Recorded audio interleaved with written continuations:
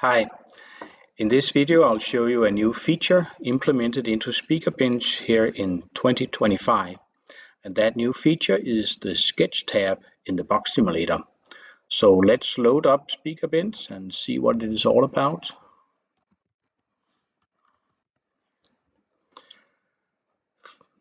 So first we load SpeakerBench into a browser, and then before using the Box Simulator we must load a driver into the Datasheet Creator app. We do that here.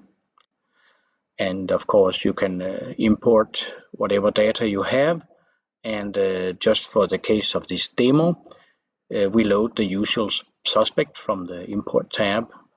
That would be this L16RNX driver.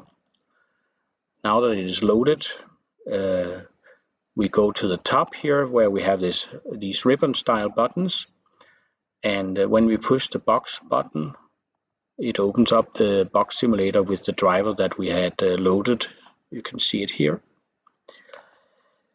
The Sketch tab is the third tab here from the left, and as you can see it presents the simulated box with a simple front and side view. You can see the numbers that indicate the dimensions of the box, which I think is convenient, and it is the inside of the box, the air volume, which is sketched, as well as the physical port you can see. This brings me to primary points of this video, which is the sketch clearly shows many of the simplifications of the simulation, which is valid for almost all box simulators. The port is a simple cylindrical port. The port has no end flares. It's just a straight port. The driver is a flat circular disc, and the size of this disc is given by the effective piston diameter of the driver. The port is located on the front, and there's no option in SpeakerBench to move the port to the back side. You can think about that for a moment. It would be easy to sketch the port on the back side, but at the moment there is no algorithm in SpeakerBench to make the distinction between front and rear firing ports.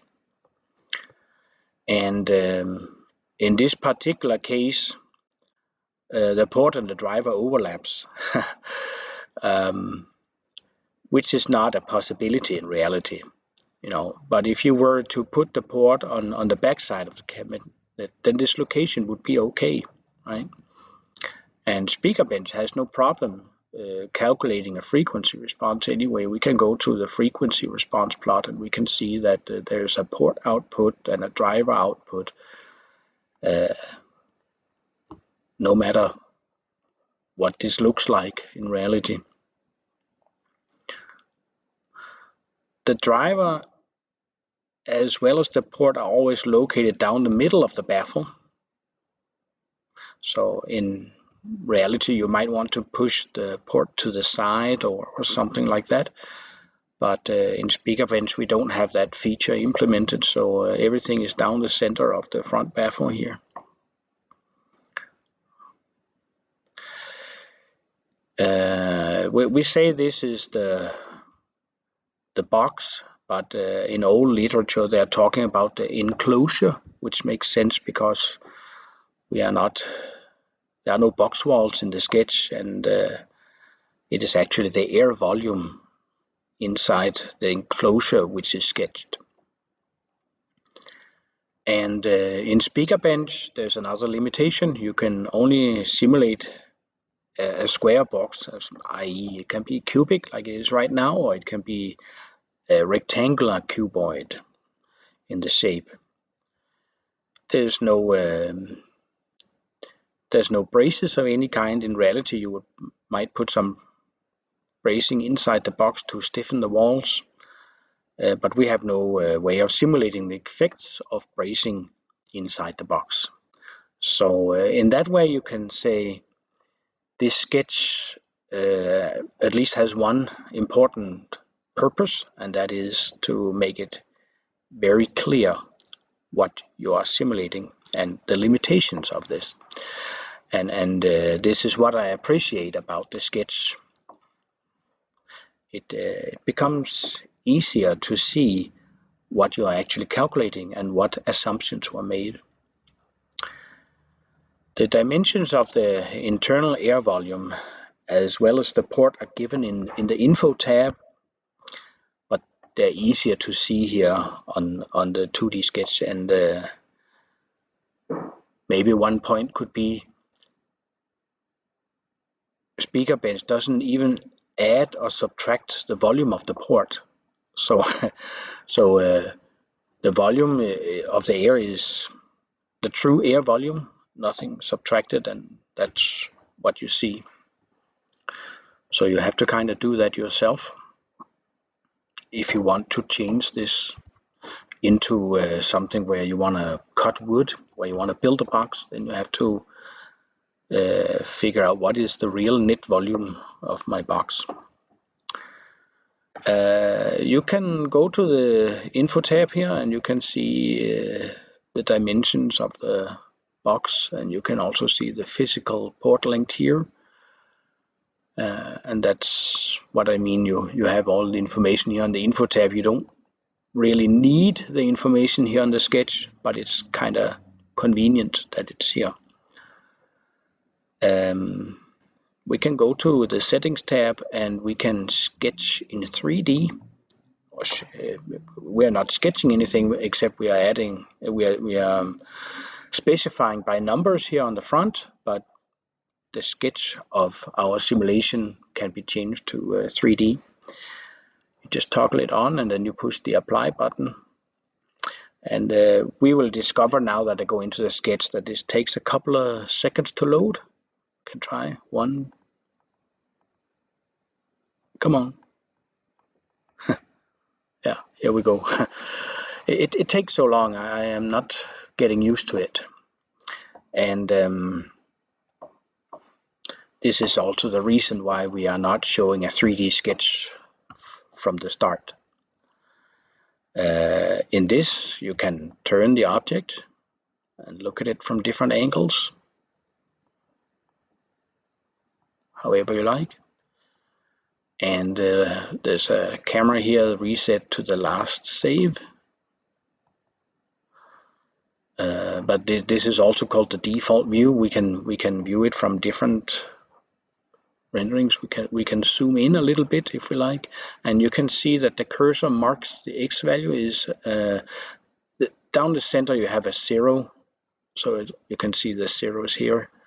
So the X value is half the width of the cabinet.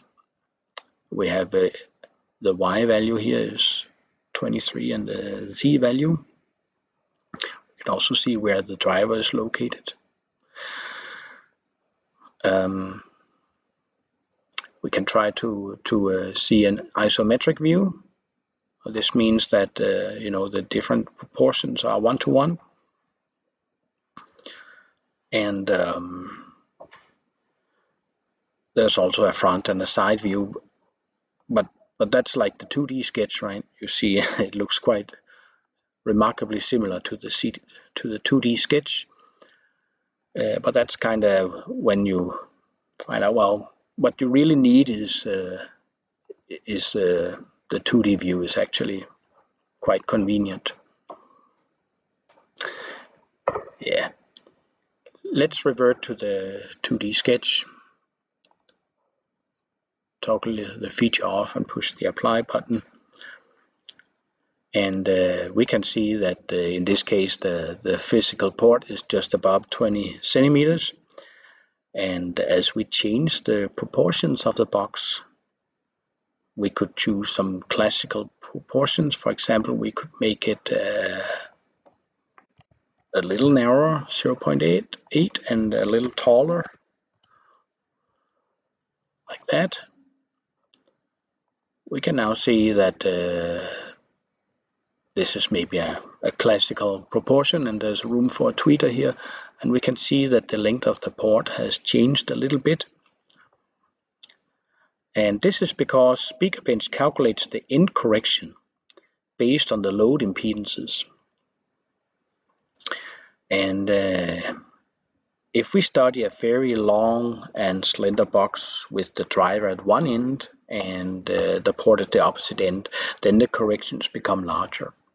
And since the effective port length is given by the port tuning frequency, the physical port length becomes shorter. So we can go and we can look here at let's say the effective port length is what is dictated by the port tuning frequency, and then you have these end corrections that changes with the impedance load, and then for that reason the physical port has to adapt. And I think it's safe to design your port with this length, but remember that it also depends on your end correction here. It depends on the flares of the port, if you have a flared port.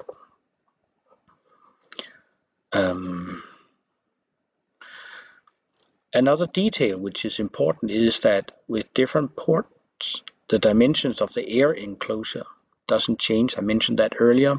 This is because SpeakerBench doesn't actually add the port volume to the enclosure to make room for the port.